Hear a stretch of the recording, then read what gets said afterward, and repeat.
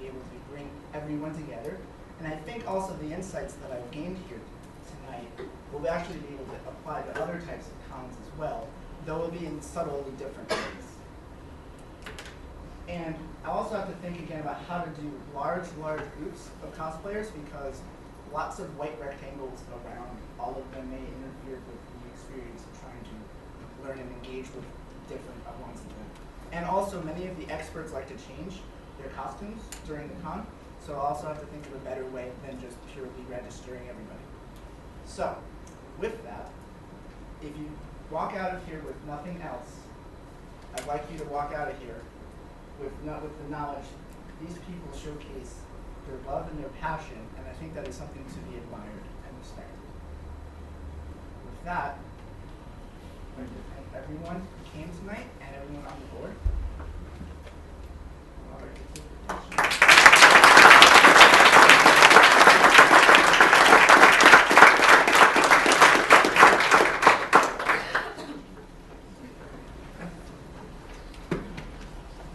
Okay, Bert.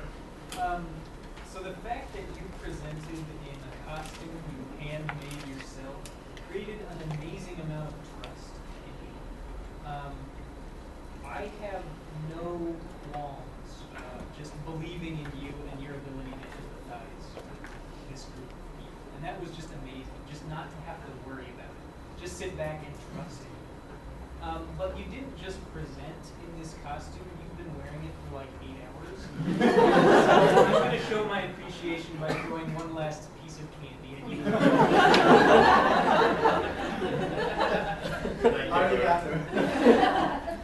Go pay. So you used the phrase celebratory design.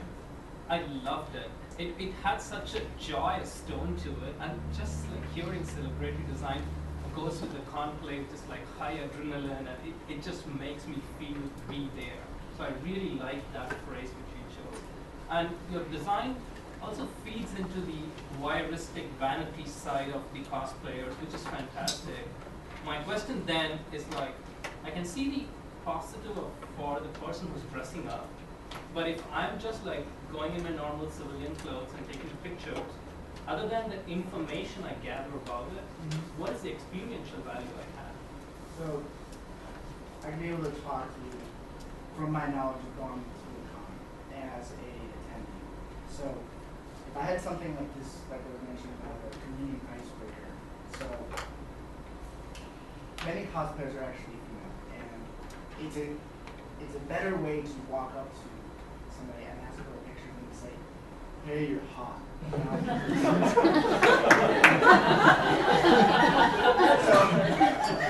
I would be able to get over the qualms and the anxieties of an awkward social situation and say, no, you know, for Esther, actually at the con, for me to tell her that I was actually going to cosplay, that put her trust in me. If I didn't tell her that, she would have said, like, get away from me. Because, you know, my normal garb, not necessarily like that sort of like, it might come off too harsh, like, hey. So I think the experiential value out of this is that it's a convenient way that is natural for the con process, the natural con atmosphere affords this type of interaction, and this only augments what currently happens. And you end up having another story to be able to bring home. It's a fantastic presentation. It's a good job. Okay, thank you, Gopi. Anyone else? Oh, sorry. So as you mentioned,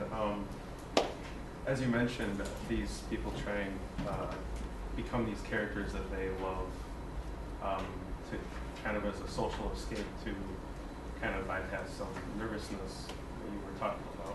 How does the role of masks and like stormtrooper helmets play in a way with the costume players? Does it make it more difficult to interact with others?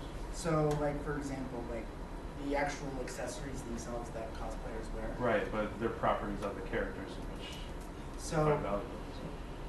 it's very interesting. So one of the things that ended up happening is that when I talked to Wesker, if I didn't know who she was, because it's actually a girl underneath there.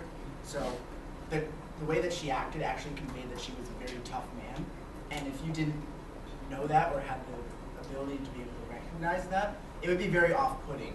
And I think one part of this design that can help that is that if you can see why a person is acting that way, you can sort of say, oh wait, they're not being this tough guy to me on purpose. It's not anything I did, it's because they love this character so much they're embodying that towards me.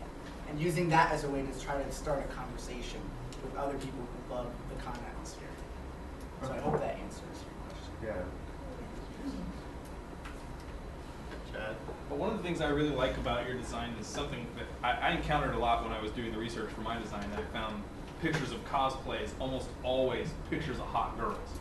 And so the thing that I really like about your design is that it's not emphasizing that. It's trying to emphasize like the how much effort people put in these, how they try to embody characters, and really tries to get away from that.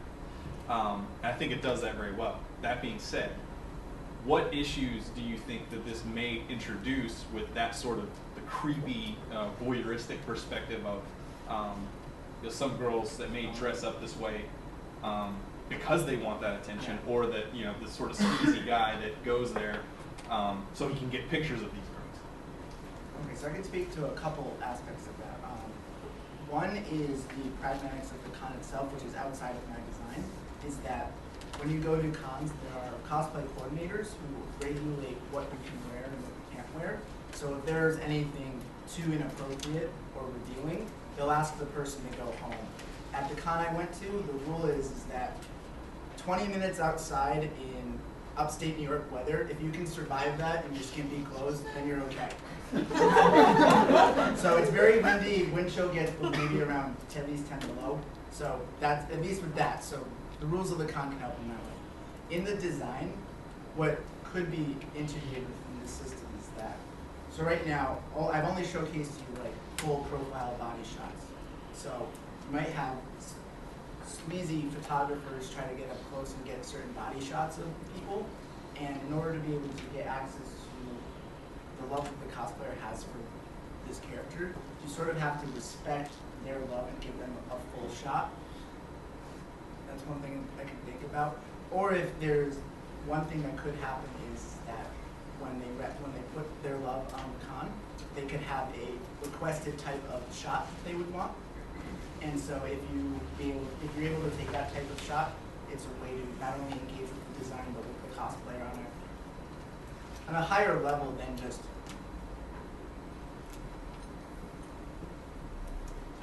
Yeah, I think that's an interesting way to do it. Is I think capitalizing on the fact that there is a mutual respect, and if you request, hey, my character needs to have pictures like this taken of this character because it stays in character, I think that's an interesting way to do it. Marty? Well, Casey, it was just a terrific presentation, and I wanted to say this earlier to everybody because I saw all of your presentations 2 years ago. What a change. What a change. I mean, wouldn't you agree, these are like professional level presentations. That's what these are approaching, people who are well practiced. And this was a brilliant example of it. And you personally have changed so much. I just couldn't imagine you giving